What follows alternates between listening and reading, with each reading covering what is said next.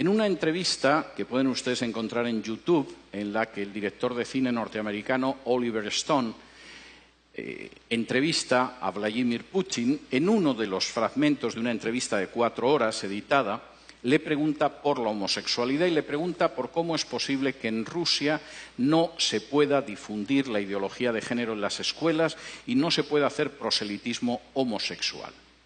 Y la respuesta que le da Putin es absolutamente ejemplar. En Rusia no se persigue, no se encarcela, no se discrimina a ningún adulto por ser homosexual. Hay actores, hay artistas, hay deportistas que son homosexuales y nadie los persigue ni los discrimina.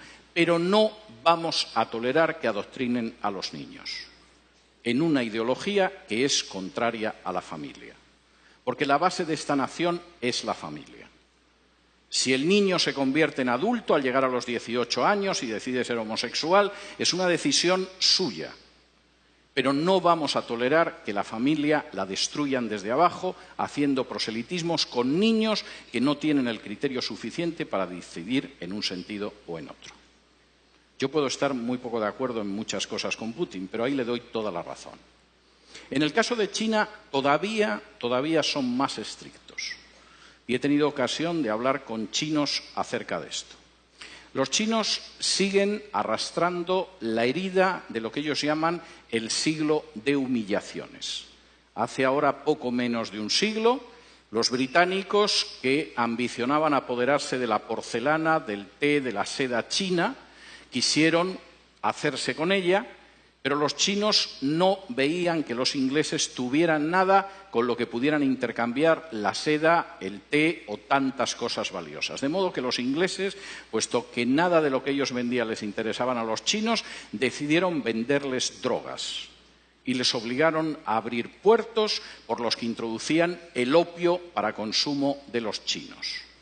Los chinos se opusieron, la Marina británica era más poderosa, y después de perder 2 guerras no tuvieron más remedio que aceptar puertos extranjeros que introducían el veneno de la droga en China y que sumieron durante prácticamente un siglo a China en el mayor sometimiento y la mayor explotación a potencias extranjeras que había vivido en una historia milenaria.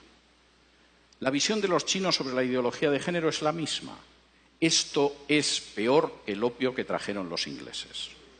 Y si dejamos que entre en nuestra sociedad y que destruya la familia, el efecto va a ser peor que el opio británico. No lo vamos a tolerar.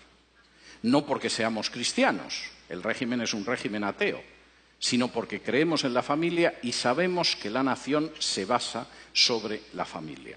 Me da mucho pesar que naciones que no son cristianas, sin embargo, a la hora de defender a la familia, parece que tienen una idea más clara que otras naciones que supuestamente lo son. En quinto lugar, y esto es tremendo, la ideología de género es una bomba de relojería demográfica. No hay nación ni cultura que pueda sobrevivir con un crecimiento demográfico inferior al 2,5. Están ustedes ya por debajo del 2,5 en la República Dominicana. Hasta el 2,3, que es su tasa de crecimiento en estos momentos, tienen posibilidad de reacción. Todavía es reversible, quizá en una generación, un proceso de desplome demográfico. A partir del 2% no hay esperanza. Cualquier cultura, cualquier nación está condenada sí o sí. La ideología de género va a conseguir que Europa, la Europa que yo he conocido, desaparezca en una generación, quizá en menos.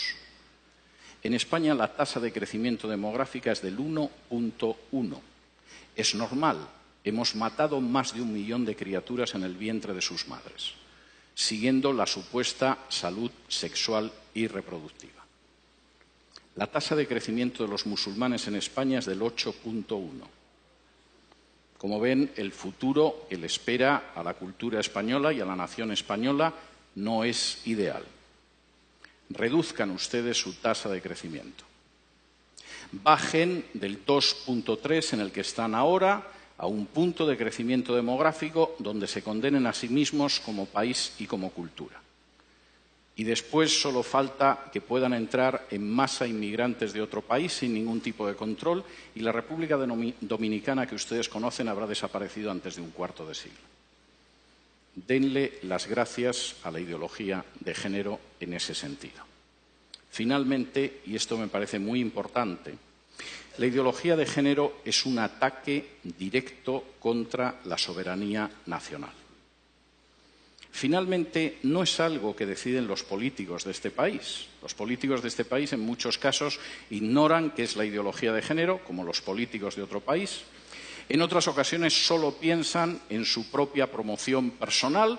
Un político sin apenas importancia puede acabar siendo ministra de la Mujer o ministro o secretario general de Políticas de Igualdad o cosas de este tipo. Les han asegurado la vida para los próximos 30 o 40 años engañando a la población. El problema es que eso significa el final de su soberanía y de su independencia nacional. La ideología de género se está imponiendo en países donde para poder recibir ayuda de instituciones internacionales, préstamos, renovación de créditos, se exige y se presiona a esos países para que admitan en su derecho interno la ideología de género. Y he tenido la posibilidad de hablar con dirigentes de países de Hispanoamérica y no de Hispanoamérica que tenían que confesar las angustiosas presiones que habían recibido de organizaciones ligadas a Naciones Unidas o al Departamento de Estado de Estados Unidos para admitir la ideología de género en su seno o enfrentarse con una situación difícil desde una perspectiva económica. No existe ningún derecho que permita, legitime o tolere que una instancia exterior del tipo que sea imponga a una nación la ideología que tiene que tener. Por muy pequeña que pueda ser esa nación, por muy reducido que sea su peso en el concierto internacional, por muy joven incluso que pueda ser en términos históricos, no existe organización internacional, fundación privada o país extranjero que tenga derecho a imponerle la ideología de género. Y eso es algo que ustedes tienen que tener claro.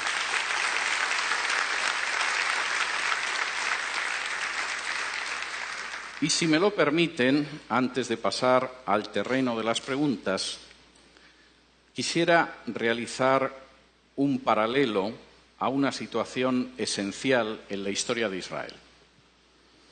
Cuando de pronto, después de recibir las normas que podían permitir que Israel viviera como una nación ejemplar, como una luz para las naciones, como una verdaderamente nación próspera, las palabras que aparecen en la Escritura es: delante de vosotros he colocado el camino de la vida y de la muerte. Ustedes tienen ahora mismo delante de sí mismos el camino de la vida o de la muerte. Esto no es algo que va a suceder dentro de 10, de 15, de 20 o de 30 años. Ahora mismo tienen delante el camino de la vida o el de la muerte. Tienen delante un camino de vida en el cual puedan construir esta nación sobre la base de familias equilibradas, armoniosas y fuertes, donde puedan educar a sus hijos en la verdad y en el temor de Dios, donde puedan hacer que salgan buenos ciudadanos de sus familias, donde puedan conservar la independencia y la soberanía nacional y donde conserven la libertad y el derecho a decidir la educación.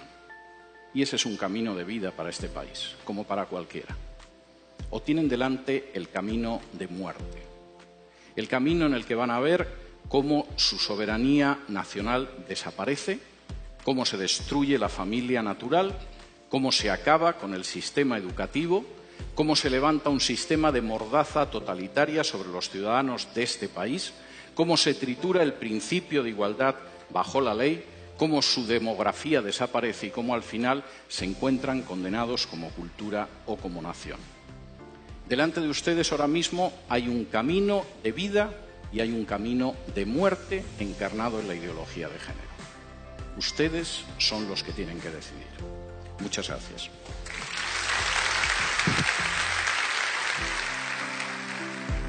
Esperamos que este programa haya sido de bendición y que esta interesante charla con el doctor César Vidal pueda ser un instrumento que Dios use para que estemos alerta contra las falsas enseñanzas que nos quieren imponer los diferentes organismos nacionales e internacionales que tratan de imponer un nuevo orden contrario a los principios de la palabra de Dios en los tiempos que estamos viviendo.